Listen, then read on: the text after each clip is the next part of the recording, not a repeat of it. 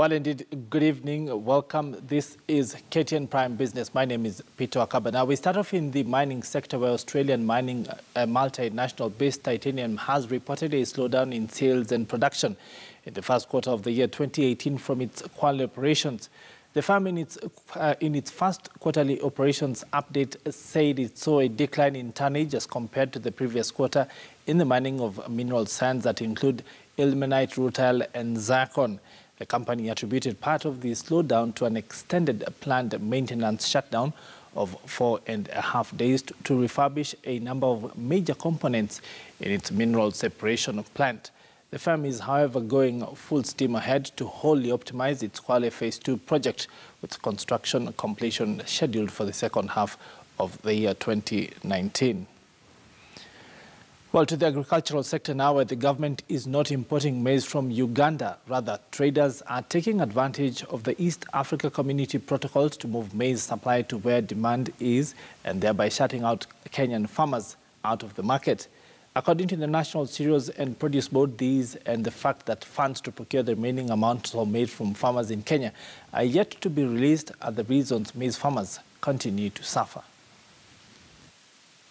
But the truth of the matter is that Kenya has signed protocols with the other East African states so that there is the normal cross-border trade, so that the maize can be able to move across the borders without any hindrance. So it may not be true that the government has imported maize. It is the traders who are bringing maize from across the border to Kenya. The only reason why we have had to establish the vetting mechanism is to be able to eliminate, to make sure that the maize that enters the NCBB system actually are from the genuine farmers. The only problem is that the vetting mechanism has not been that effective. That is the reason why the government has ordered that registration of farmers is done within 90 days. Once the registration is through, I think it will be possible to establish the genuine farmers or to distinguish the genuine farmers from those who are the traders. And then that way we'll make sure in future that the maize that comes to NCBB comes from the genuine farmers. As indicated by the government, they are working on or waiting for the supplementary budget so they are able to get funds which they will use to pay the farmers. So we are waiting for that supplementary budget to be passed by Parliament. Once it is passed, the money will be channeled to the Ministry of Agriculture and then onward to us. And then that way we shall be able to pay the farmers. So we are waiting for the approval of the supplementary budget. CAN that is available in some depots is the carryover stocks from the previous season. Otherwise, we have not started the distribution of the CAN. We have distributed the DAP, which more or less is actually complete.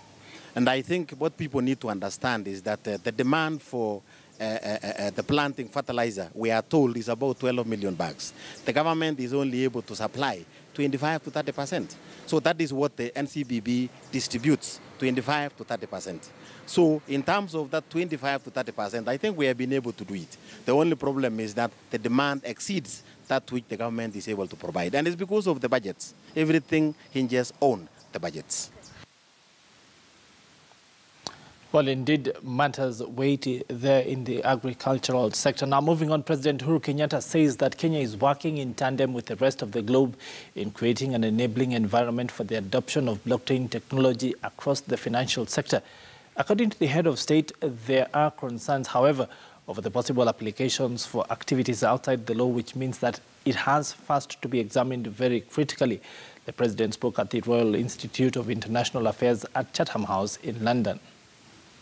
Our financial regulators, the central bank and others who are equally quite concerned about, which is not just, it's not peculiar to Kenya. I think financial regulators across the globe are concerned about the impact of blockchain and whether it can be regulated and what impact can it have on the overall financial markets and the money markets, and are we able to regulate it in a manner that is also not going to be used as a medium for illicit cash transfer?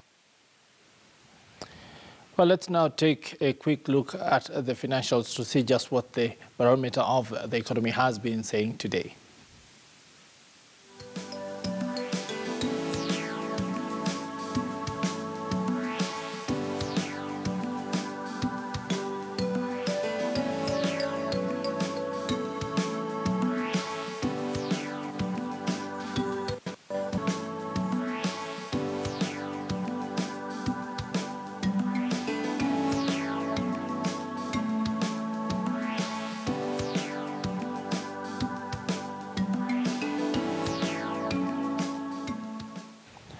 Well, on that statistical note, we want to bring it to a close here, of course, on KTN Prime Business. But I leave you with Linda Gutu, who's still here in the studio with more news to come.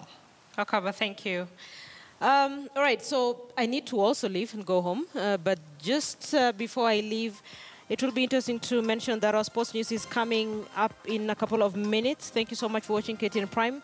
I'm Linda Guto, a sign language interpreter. At the bottom end of your screen has been Gideon Mbogo. Gideon, once again, thank you so much. So this is what's coming up on sports.